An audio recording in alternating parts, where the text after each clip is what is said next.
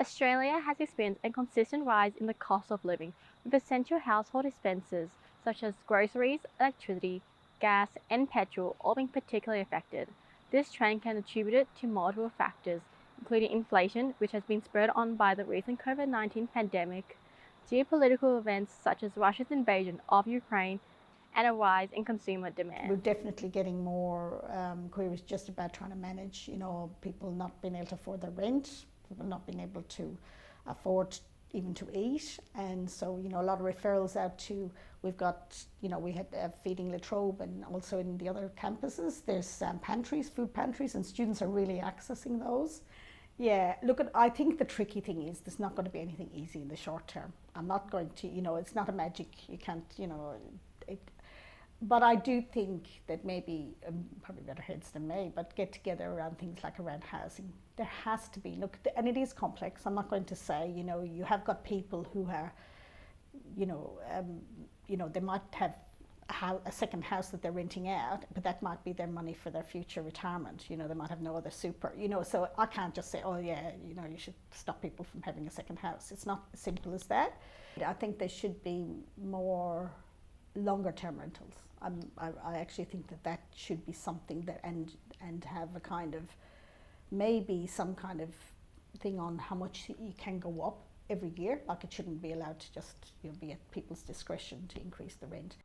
One demographic of Australians that have been particularly affected by this cost of living crisis is the university students, who need to juggle their studies with the ability to earn a living has become increasingly more difficult. Groceries is definitely one. Electricity, my rent has increased. But even like things I've noticed, at restaurants and cafes, things are going up. Or like, so my local cafe, they've gotten rid of the discount you get when you bring a keep cup. And it's stuff like that, and it's like, it's 50 cents, it's fine. But, I'm feeling it, It makes me much more of a, so like with the coffee thing, I'm like, well, if I'm losing 50 cents a day, an extra 50 cents, by the end of the week, that's $3.50, So I'm like, I may as well just make more coffee at home and try to, so I bought a percolator. It's not as good, but it does the job. But yeah, I'm definitely here. I'm trying to be here more, trying to cook more, trying to be, do more things around the house, which is fine, realistically. But also it means I do cut back on like social time, how often I see my friends, how often I go out. It also means that like I'm treating myself less, which like is fine. But again, like, got to take care of my head as well. And it's, or even stuff like we can't put on the heating as much because of the, like last year our gas bills were crazy. So this year I'm like, now it's getting colder, I'm definitely feeling that.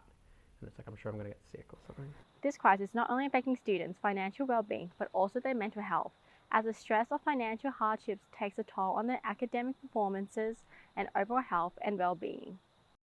As the government and universities work to find solutions, it is critical that we take a closer look at the root of the causes of this crisis and work towards implementing effective measures to alleviate the burden on both our students and overall economy.